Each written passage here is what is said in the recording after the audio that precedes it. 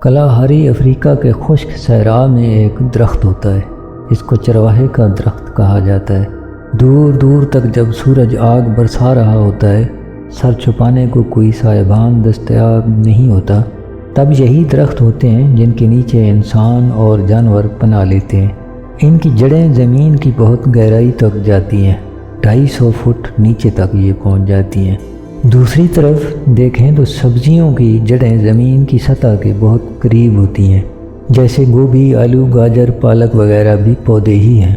ہم سب انہیں جانتے اور کھاتے ہیں۔ موسم کی محتاج ان سبزیوں کو ہر چند دن بعد نہ صرف پانی چاہیے ہوتا ہے، بلکہ کس قسم کا پانی اور کھاد انہیں مل رہی ہے وہی ان کا ذائقہ بھی طے کرتا ہے۔ انسانوں میں بھی کچھ سخت جان ہوتے ہیں۔ وقت کے ہر موسم اور قسم قسم کی آزمائشوں سے نکل کر اب یہ وہ پودے بن جاتے ہیں جن کو کوئی فکر نہیں ہوتی انہیں ملنے والا پانی گندا ہے یا صاف۔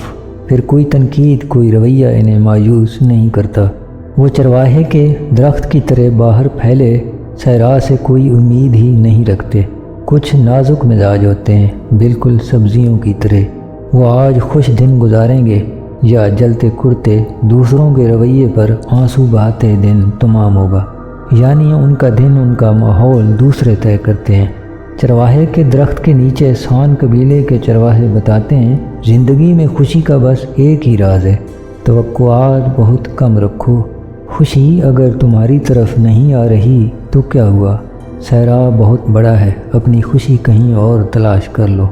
چرواہے کا درخت لیکن کہتا ہے، خوشی تمہارے اندر ہی ہے، بس اپنی جڑیں اپنی ذات کے یقین کی گہرائی میں اتار کر دیکھو۔ آپ مٹی سے بنے زمین زادے ہو، آپ کسی کے نصیب کی سبزی نہیں۔